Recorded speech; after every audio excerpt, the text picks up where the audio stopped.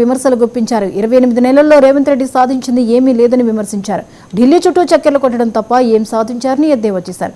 7 ఏళ్లు కష్టపడి ఫార్మసిటీ ఏర్పాటు చేశామని, ఫ్యూచర్ లేని వాళ్ళు ఫ్యూచర్ సిటీ కడతానంటున్నారని అన్నారు. బీఆర్ఎస్ కార్యకర్తలను ఇబ్బందులు పెడుతున్న అధికారులకు తాము వచ్చాక బుద్ధి చెబుతామని కేటీఆర్ హెచ్చరించారు. ఓడమల్లన్న ఒడ్డుకెక్కినాక బోడమల్లన్న అన్నట్టు ఓట్లు వేయించుకున్నారు, అవతల పడ్డరు. ఇవాళ ఫార్మాసిటీ కాదు ఫ్యూచర్ సిటీ అని చెప్పి రంగులకల ఈస్ట్మన్ రంగులకల లాంటి సినిమా చూపెడతా ఉన్నాడు.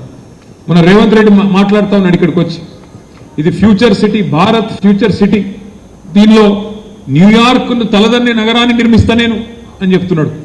ఉన్న సిటీని పట్టించుకునే తెలివి లేదు. ఉన్న సిటీలో దోమలు గుట్టి జనం చచ్చిపోతుంటే దాన్ని అడిగినోడు లేడు. ఫ్యూచర్ సిటీ కడతాడట. ఫ్యూచర్ సిటీ ఎవరు కడతారు? ఫ్యూచరే లేని నాయకుడు, ఆయన ఫ్యూచర్ లేదుగా. మళ్ళా తప్పిదారి ఆ పార్టీ ఇంకో 50 ఏళ్ళు ఇక్కడ ములకొత్తనీయకుండా చేసిపోతున్నాడు రేవంత్ రెడ్డి. కాంగ్రెస్ పార్టీని బొందబెట్టిపోతాడు. అట్లాంటి నాయకుడట ఫ్యూచర్ సిటీ కడతాడట. ఉన్న 14,000 ఎకరాలకు వాపసిస్తా అన్నాడు. ఇవాళ ఇంకొక 16,000 ఎకరాలు మీ దగ్గరికి వెళ్ళి తీసుకుంటా అంటున్నాడు. మొత్తం 30,000 ఎకరాల్లో ఏదో చేస్తా అని చెప్పి గ్రాఫిక్స్ తోని AI తోని బొమ్మలు చూపెట్టి టైంపాస్ చేసుకుంటూ గడిపేస్తా ఉన్నాడు. 2.5 ఏళ్ళైంది. భూములు ఇస్తాంటివి ఇప్పటి వరకు సమాధానం లేదు. కోర్టులోనేమో ఫార్మాసిటీ ఉన్నదా లేదా అంటే కోర్టులోనేమో ఉన్నదని చెప్తాడు.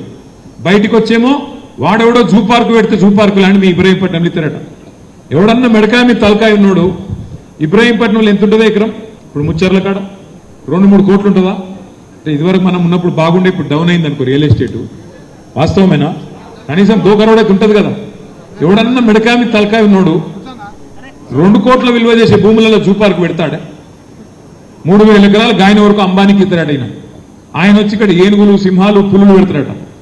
రేవంత్ రెడ్డి ఎప్పుడు చెప్పుకుంటుంటాడు, నేను నల్లమలకి వెళ్ళి వచ్చినా, ఆ నల్లమలని మిస్ అవుతున్నట్టున్నాడు.